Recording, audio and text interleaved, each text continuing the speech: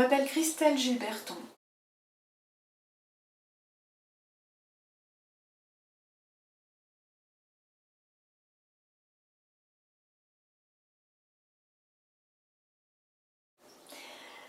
C'est pas facile de faire des vidéos ou des films, mais j'ai appris à le faire quand j'étais étudiante aux Beaux-Arts, à l'école des Beaux-Arts de Caen. Bon, il y a fort longtemps de cela.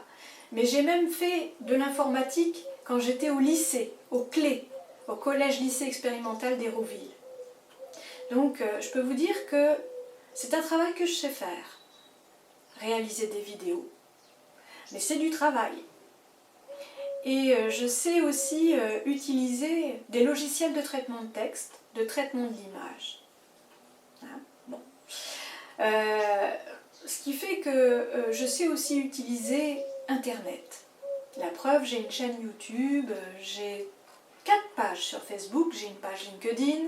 Bref, je ne suis pas, comme ils disent, illettrée sur le plan numérique. Ceci en est une preuve. Ce n'est pas parce que je suis une personne qui subit la précarité et la privation d'emploi que je suis complètement stupide.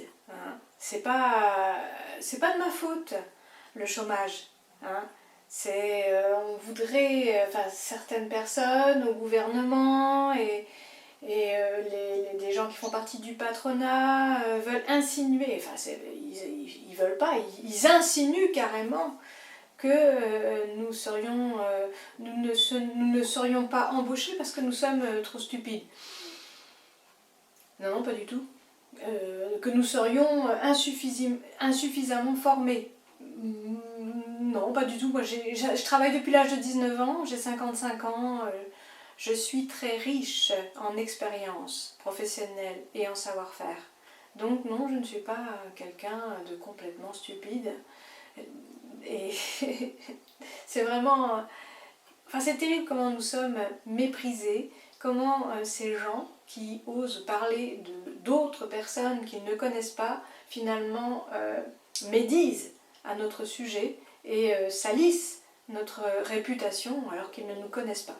Donc voilà, c'est pour ça que je fais cette vidéo. Vous voyez, je m'engage personnellement, je suis très motivée et je suis très fière d'être syndiquée à la CGT.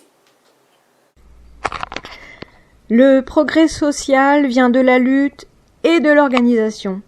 De cet affrontement permanent, de cette lutte des classes, les travailleurs ont appris de l'histoire et se sont dotés d'outils pour se défendre, tels que les syndicats. Il a fallu lutter pour avoir le droit de s'organiser, lutter pour conquérir des congés, une sécurité sociale, des services publics. Ce sont des ouvriers ô combien précaires, des travailleurs journaliers à la tâche, sans fiche de paix, qui ont fondé la CGT. Pauvreté et précarité sont deux choses différentes. La précarité se caractérise par l'instabilité, par le fait de ne jamais obtenir de CDI, de ne pas savoir de quoi seront faits les prochains jours, mois, années. Nous parlons ici de travailleurs précaires, dont les allers-retours de Pôle emploi à l'emploi sont trop fréquents pour leur laisser le temps de se syndiquer dans leur entreprise. La CGT est à la fois le produit et le producteur de ces luttes qui ont permis aux travailleurs d'arracher du progrès social. Elle est la première organisation syndicale à avoir pris conscience de la nécessité pour les travailleurs privés d'emploi et précaires de s'organiser. D'autant que dans la période que nous traversons, la concurrence pour être embauché s'accentue. Cela devient donc une question centrale de nos luttes. Si les travailleurs sont divisés, les chômeurs se battront pour obtenir des contrats précaires, pendant que les salariés titularisés en CDI, en situation plus stable, n'arriveront pas à empêcher la casse de leur statut, de leur métier, de leur emploi.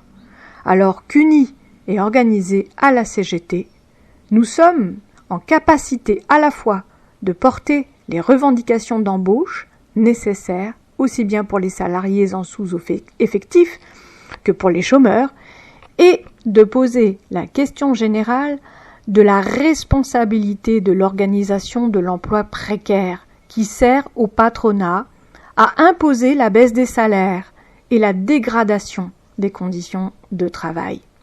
Remettre en question le chômage et l'exploitation capitaliste nous amène nécessairement à poser la question de la propriété privée de tous les outils qui servent à produire, car c'est au nom de cette propriété capitaliste que les patrons décident quelles activités sont créées ou détruites, quels emplois sont créés ou supprimés. Un capitalisme mondial. Le capitalisme ne cesse jamais son expansion. Les entreprises, dans le combat féroce de la concurrence, sont condamnées à s'accroître, à absorber leurs concurrents, voire à les liquider par toutes sortes de tactiques financières. C'est cela ou disparaître. Les vainqueurs de la concurrence, ce sont les monopoles et oligopoles que nous connaissons tous. Leur puissance, la pression qu'ils exercent sur les États et les gouvernements et leur partenariat avec les banques les rendent propriétaires de tout ce qui existe. Ces firmes multinationales ont acquis une telle puissance qu'elles parviennent à imposer leur volonté au peuple du monde entier, à piller leurs ressources, à détruire l'environnement, à dessiner les frontières qui les arrangent, à imposer leur histoire, leur idéologie, leur morale, leur propagande, à faire qu'État et gouvernement ne soient que de simples outils au service du capital, des instruments de leur domination. Cependant, bien que tout-puissant, l'histoire nous a aussi appris que ce capitalisme reproduit incessamment ses crises, que dans son expansion permanente et sa quête de débouchés, une limite est toujours atteinte. Les profits continuent d'augmenter, mais ces derniers ne semblent plus être suffisants aux détenteurs du capital. Ce ne sont plus des millions d'euros qu'il leur faut à présent, mais des milliards. Dès lors, les capitalistes intensifient leur lutte de réduction des, entre guillemets, coûts, comme ils disent. Ils baissent les salaires, ils cassent les services publics, et au fil du temps, la guerre devient la seule alternative pour maintenir leur domination. Car la guerre non seulement permet de piller des ressources, de se débarrasser d'une partie des travailleurs, d'exproprier les peuples, mais elle est aussi une source de profit pour un grand nombre d'industriels, Dassault par exemple. Notre pays n'est-il pas le 3e vendeur d'armes au monde ? C'est pourquoi le choix honteux de la France de réintégrer l'OTAN n'a au final rien d'étonnant. Rappelons ici que les interventions françaises en Libye, en Syrie, au Mali, en Centrafrique ne visaient qu'à défendre les intérêts de ces grands groupes, que sont entre autres Bolloré, Lafarge, Carrefour, Orange, Bouygues, EDF, Veolia, etc. Et qu'il en est de même dans tous les pays impérialistes. L'Union européenne ou encore le FMI ont été bâtis par et pour ces grands monopoles. Le FMI a donné une véritable continuité historique à la colonisation en permettant aux firmes de s'implanter et de piller les ressources minières, pétrolières et gazières sans considération pour les peuples soumis à cet impérialisme. En Europe, les travailleurs de pays comme la Grèce, l'Espagne, l'Italie, le Portugal et maintenant la France subissent les plans d'austérité imposés par l'Union européenne, celle-ci utilisant le motif de la dette pour obliger les États à tout privatiser et à supprimer la protection sociale des travailleurs. Non seulement les droits acquis dans chaque pays ne sont pas étendus à tous les travailleurs, mais cette inégalité des droits sociaux semble même être un pilier fondateur de la concurrence entre les salariés au sein de l'Europe. La question des travailleurs détachés en est un exemple flagrant. Cette concurrence ne bénéficie qu'aux entreprises et renforce un sentiment d'injustice pour les travailleurs privés d'emploi, victimes du chantage à l'emploi, qui tire tous les salaires vers le bas. C'est pourquoi nous avons un véritable travail en commun à réaliser, pour être en capacité de continuer à expliquer que le problème n'est ni le manque de travail, ni l'immigration, mais le refus des capitalistes de nous laisser le droit de vivre en paix et dans la dignité. Ce travail d'explication passe aussi par un travail en commun avec les structures de la CGT qui organisent les travailleurs immigrés, déterminant pour l'égalité des droits et contre le racisme et la xénophobie. Il permet de ne pas tomber dans le piège de la division que nous impose le système capitaliste. Nous savons que les organisations d'extrême droite, les organisations fascistes, se nourrissent de cette division, servant ainsi de véritables promoteurs aux guerres que nous prépare le patronat. À la CGT, nous savons que quelles que soient nos origines, nos nationalités, nos cultures, nos genres, nos histoires, nous, travailleurs en emploi, privés d'emploi, retraités et jeunes, devons forger l'organisation et construire l'unité pour mener à bien nos luttes et pouvoir enfin regarder sereinement vers l'avenir. L'urgence sociale et la Covid-19. Le chômage tue, d'autant qu'il est le résultat de l'intensification du travail, en général du travail précaire, que les privés d'emploi acceptent temporairement et par défaut. Des emplois qui consument encore plus vite nos vies. Par an, ce sont 14 000 personnes qui meurent du chômage en France.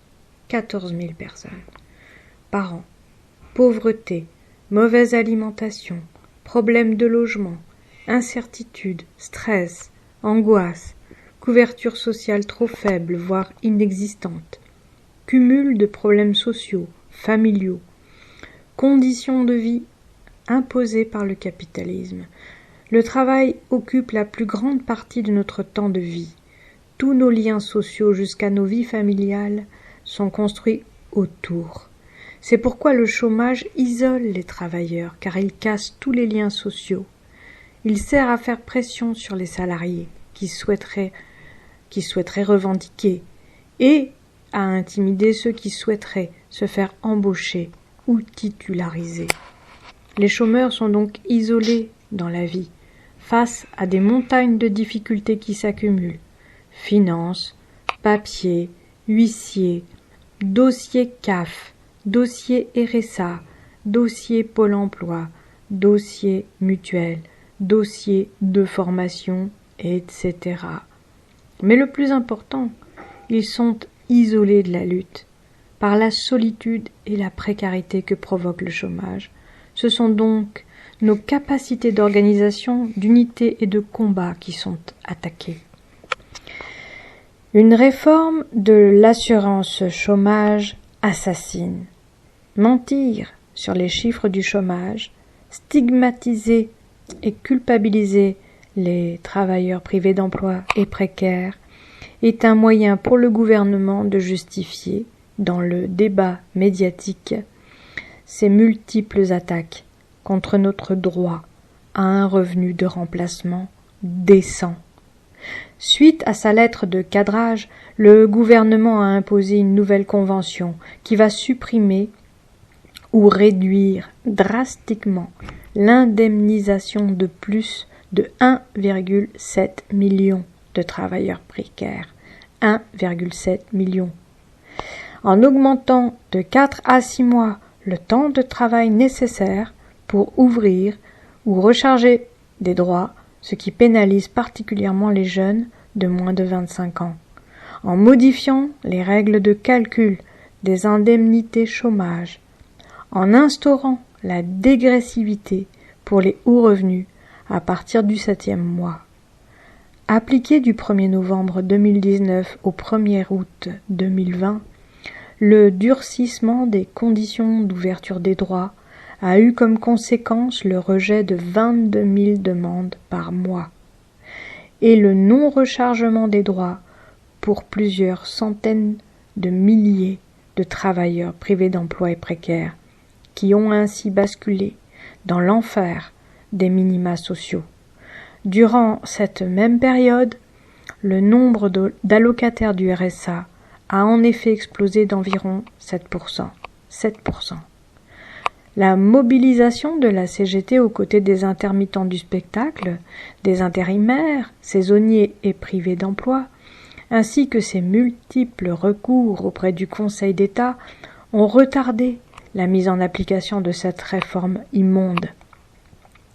Le gouvernement reste pourtant toujours déterminé à la mettre en place, quitte à ne pas appliquer la décision de suspension du Conseil d'État, pour soi-disant lutter contre la précarité et inciter les privés d'emploi au travail. Ce sont évidemment des mensonges. C'est bien le patronat qui abuse du recours aux contrats courts et refuse d'embaucher. D'ailleurs, le principe du bonus-malus sur les contrats courts, prévu dans la réforme, est bien en dessous de ce que la CGT a revendiqué lors des négociations, n'entrera en application qu'en septembre 2022 et le ministère du Travail offre déjà aux employeurs des moyens légaux pour les remplacer par des CDI précaires. Et que sont ces CDI précaires? Les CDI intérimaires, les CDI intermittents, les contrats d'opération, les contrats de chantier. Cette réforme dévoile, s'il le fallait, le projet du gouvernement: en finir avec notre protection sociale financée par nos cotisations, pour nous jeter dans la misère avec une allocation d'État financée par l'impôt dont il décidera seul du montant. Tout ça pour nous forcer à accepter n'importe quel type d'emploi à n'importe quel prix.